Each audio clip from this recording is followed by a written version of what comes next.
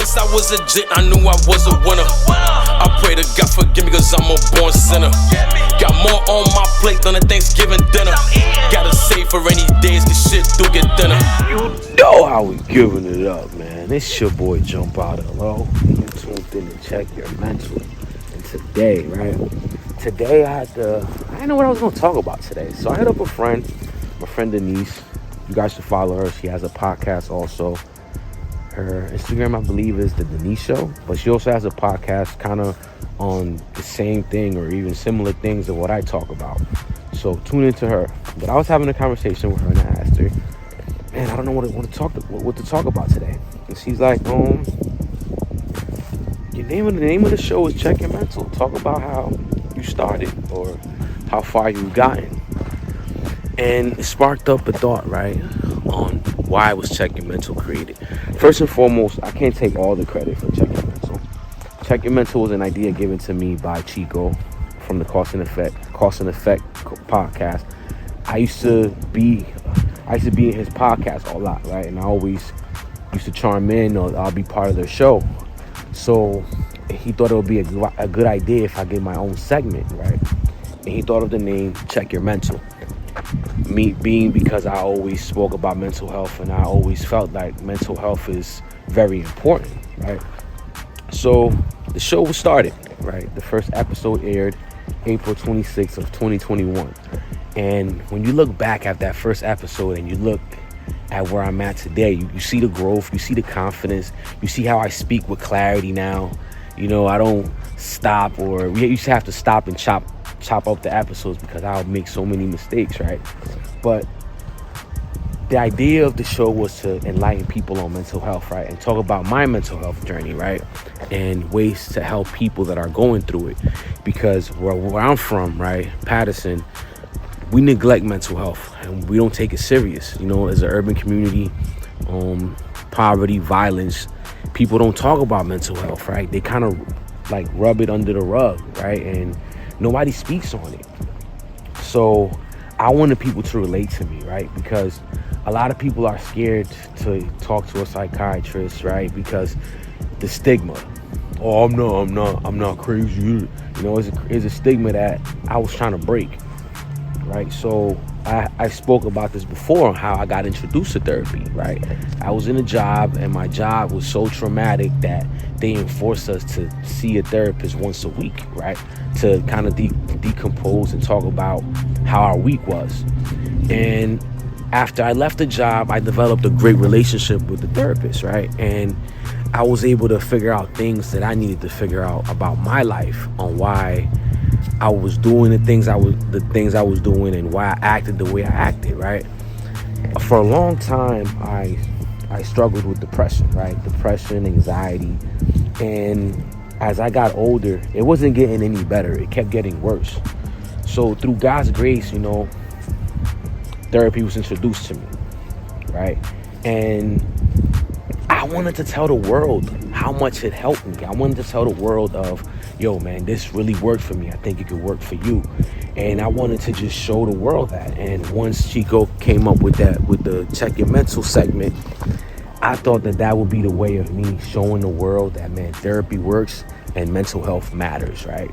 So we went and recorded probably about 30-something episodes at the studio until we lost access to the studio, so we kind of went our separate ways, you know. And I didn't want to give up what I was doing, so I got a tripod and a self-bloggers kit, and I kept doing it on my own, right? Because I just felt like people needed to hear my journey, because there's so many out there that could relate to the things that I went through, right?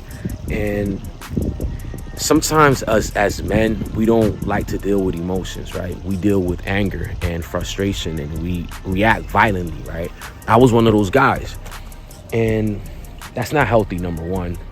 So I wanted to show people that there are other ways to release that anger and frustration without having to be angry. You know, I used to go in my room and I used to cry a lot sometimes. And I used to think that I was soft because I cry a lot, but I never showed nobody that side of me. I never showed nobody that I had all these emotions bottled in from things that happened all the way date back to my childhood. Because that's what therapy kind of helped me understand, that everything starts at the beginning of your life, and you just carry those traumas that from your childhood, and you just kind of learn how to cope with them, but you never really deal with them. You just kind of put them in the back and forget about them, right? But what I kept noticing is that in relationships and friendships, those same things kept reoccurring. They kept showing up again. So as I got older, I said, you know what, I can't keep living like this. I gotta understand, why am I so sad? Why do I get so anxious? Why do I feel this way? I had to understand me. So once I figured these things out, I wanted to tell the world, like, hey man, there's ways so you could cope, right? You know, once I started learning about journaling, I started learning about, you know, reading and just self-development, right? Bettering yourself and doing things for you so you could become the best version of yourself. Because that was my ultimate goal.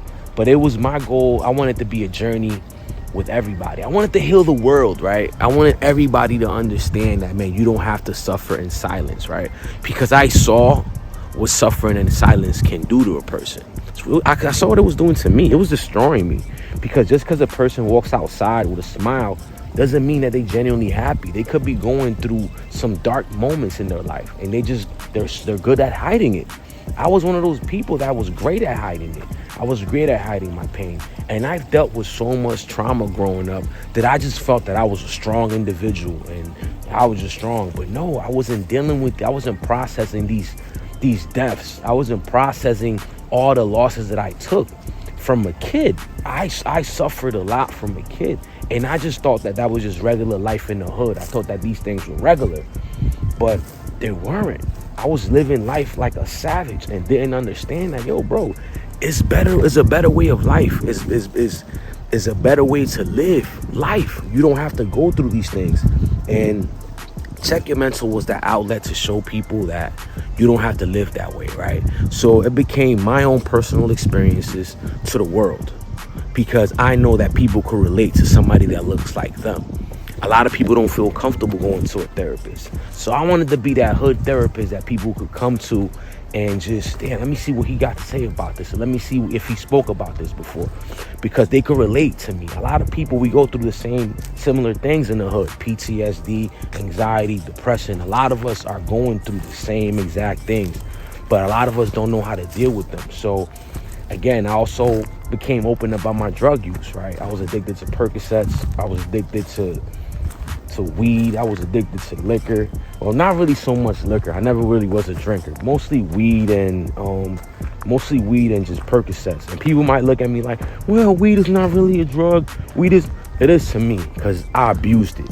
When you abuse something, it's a problem. You doing recreationally, hey, if you have control over it, fine. But when it starts affecting your day-to-day activities, then it's a problem. And that's what was happening to me. Marijuana was really affecting my day-to-day activities. So I wanted to find healthier ways to cope. So as I kept learning healthier things and new things, I shared it with my viewers. Once I started learning about, hey man, you don't have to smoke, or you don't have to do this, yo, you go work out. You know what? Let me talk about it on the episode. Let me tell them that I worked out. Or you don't have to react violently. You could just journal and write those same thoughts down that you feel like you have to scream and yell. Write that down. And you let it out. Once I learned that, let me share it with my viewers. So that's why I always said it became our journey together to heal. Because it became a healing journey. And like I always say this, I'm not 100%. I still struggle. I still get depressed. I still have anxiety. You know, it's still some days that I feel alone and I cry. But I get up every morning and I fight. I get up every day and I fight, because another day alive is another day to fight this war. It's an ongoing battle. You know, I speak about how one of my bunkies, when I was incarcerated back in 2009, how he hung himself. I didn't see him when he was in the process of doing it, but when I woke up, he was hanging from the showers. How that traumatized me, right? I speak about these things because I know what depression can do. I saw what it did to him. And if he just would have had a voice or somebody to talk to, or somebody to just be his ear, then who knows, he could have been alive today. So I don't say that I carry that with me, but that's the motivation that I use to help others and always be an ear to others. That's why when somebody's going through anything, my DM is always open. My Instagram is in the beginning of every episode. You're more than welcome to DM me if you want to talk about anything. You don't have to be family. You don't have to be somebody, a close friend. If you're a person that's in need and you just want somebody to talk to and just listen to you, I'm always there, because I know what it feels like to feel alone. I know what it feels like to feel hopeless. So that became my journey. It became my journey to just help humanity become a better place, because that's what God put me in this earth to do. I believe that he allowed me to survive all these trials and tribulations so I can help others. You only get more by helping others. You don't get more by keeping what you got. No. If God allowed me to survive all these situations, it's because he wants me to help others. And that became my duty and my journey with Check Your Mental, man. Check Your Mental just became a way to help others cope, a way to help others become better. And as I kept growing with the channel and growing with my show, I kept adding little things and just talking about life, talking about the streets, talking about everything. It's basically just checking your mind, checking your mental, right? Because that was the foundation. Check your mental, check yourself, check your thoughts, check your anxiety. Whenever you're feeling anxious, check yourself, right? Because it's like Chico used to always said, if your car engine light comes on, you go check it out, right? You go check it out to see what's wrong with your car. It was the same thing with Check Your Mental. That's why the sign was the car engine sign. Because when your Check Your Mental light comes on, check yourself, check your mind, check your thoughts. Meditation, try some breathing exercises, try things to ease that feeling to go away, because it's going to reoccur, but it's what you do to battle those thoughts and those feelings, right? And that was Check Your Mental, man. And I fell in love with it. I never in my life would have thought that I would have fell in love with just talking to people. You know, my passion was music. Music was my life, but this became something that I love to do. When I don't come record, I feel like I'm doing my audience a disservice. And I don't have 1 million viewers, but I have some loyal ones that are tuned in every week. And I have a duty for you guys, because if you're going through something, I want you to go back to an episode and be like, man, this episode helped me. And I don't never take the glory, because all glory goes to God, because he's the one that makes this possible. All glory goes to God. He is the reason I do this. He is the reason that I got strength to do this. He is the reason that I woke up and I'm here today. Right? So, man, with that today, man. Check Your Mental. Right? I'm going on to 2 years. 2 years, guys. This should be episode 108. 108 episodes, guys. In 2 years. That is amazing. That is amazing. And that shows you my commitment to the channel, my commitment to the viewers. So make sure you like, comment, subscribe, share the channel. Let's spread the word. Let's spread awareness. Let's show people that that some of us exist with kindness and compassion to humanity, because we want to see a different world. We want to see a world where people love each other and cherish each other.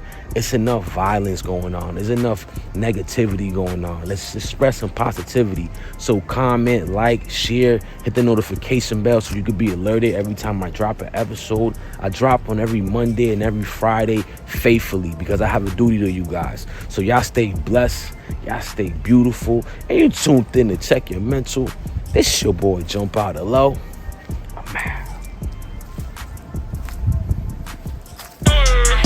People hate you when you speak the truth. They hate that shit. And shame on you if you mislead the youth. How you 35 with a missing tooth? You don't feed your kids, but you in the booth.